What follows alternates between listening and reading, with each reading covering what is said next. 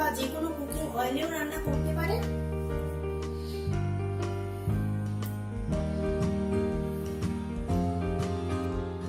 তেলটাকে গরম করে নেব। প্রথমে আমরা পটলগুলো ভেজে নেব।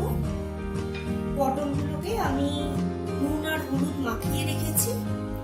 তেল গরম হয়ে গেছে, এখন আমি পটলগুলো দিয়ে দিলাম। ফ্লেমটা কমানো ছিল, ফ্লেমটাকে একটু বাড়িয়ে দিলাম।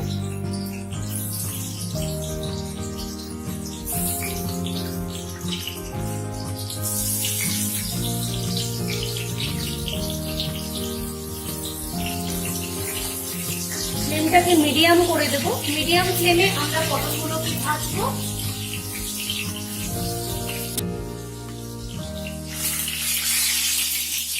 এবার আমি পটলগুলোকে একটু উল্টে নেব।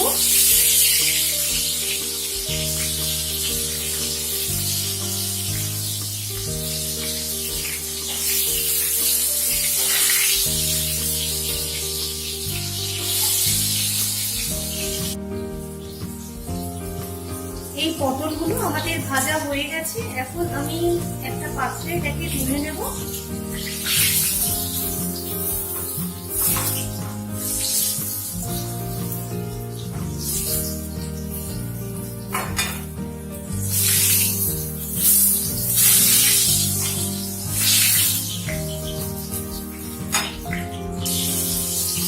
বাকি পটলগুলোকেও আমরা একই রকম ভাবে ভেজে নেব।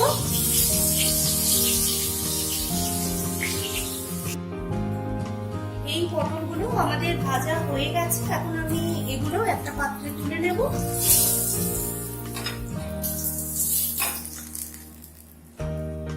ফ্লেমটাকে কমিয়ে দেব। এর মধ্যে আমি এখন দিয়ে দেব কালো জিরে।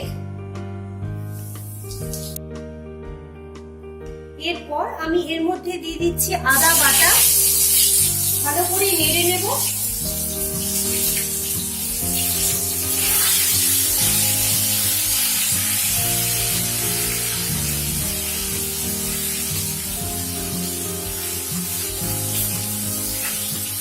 আরেকবার আমি একটু নাড়িয়ে নেব।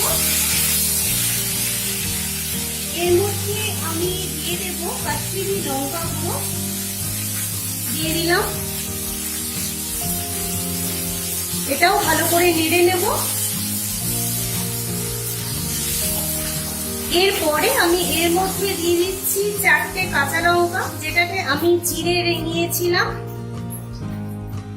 আর এর সাথে আমি দিয়ে দিচ্ছি দই। দইটা দিয়ে দিলাম। ভালো করে সব মিশিয়ে নেব।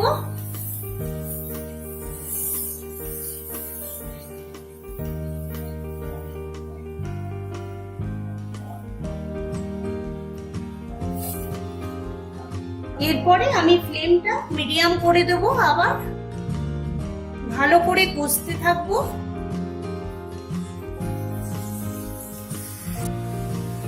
ভালো করে আমার কষানো হয়ে গেছে।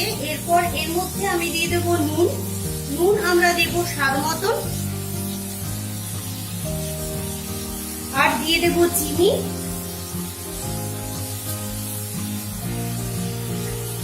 ভালো করে মিশিয়ে নেব। ভাজা পটলগুলো আমি এখন কড়াইয়ে দিয়ে দেব।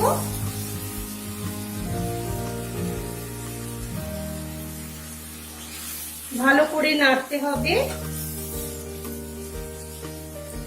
এরপরে আমি ফ্লেমটাকে আবার কমিয়ে দেব। এরপর আমি এর উপর ঢাকা দিয়ে দেব। 10 মিনিট আমি লো ফ্লেমে রান্না করব। পটলটাকে আমি সেদ্ধ করে নেব।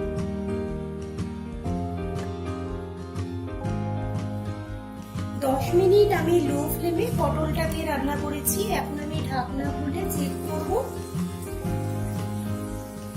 আমি একটু দেখে নেব পটলটা সেদ্ধ হয়েছে কিনা। এই দেখুন পটলটা সেদ্ধ হয়ে গেছে। এখন আমি এর মধ্যে দেব চারমগজ বাটা। চারমগজটাকে 10 মিনিট আমি জলে ভিজিয়ে রেখেছিলাম। তারপর আমি মিক্সিতে পিষে নিয়েছি। দিয়ে দিলাম। ফ্লেমটাকে আমি বাড়িয়ে দেব, মিডিয়াম করব। উপর থেকে আমি ছড়িয়ে দেব কিশমিশ।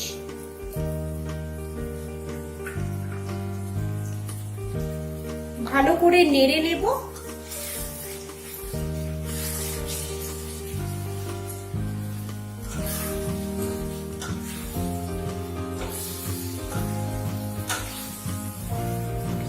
মিডিয়াম ফ্লেমে 2 মিনিট আমরা রান্না করব ঢাকা দিয়ে। তারপর আমাদের দই পটল তৈরি হয়ে যাবে। আমি ঢাকা দিয়ে দিলাম।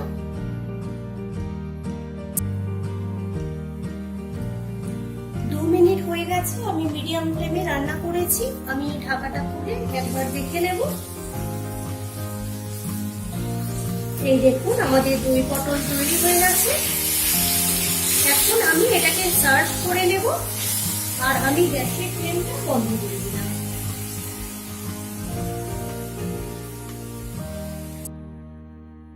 তৈরি হয়ে গেল আমাদের দই পটল রান্না। আশা করি আপনাদের এই রেসিপিটা ভালো লেগেছে।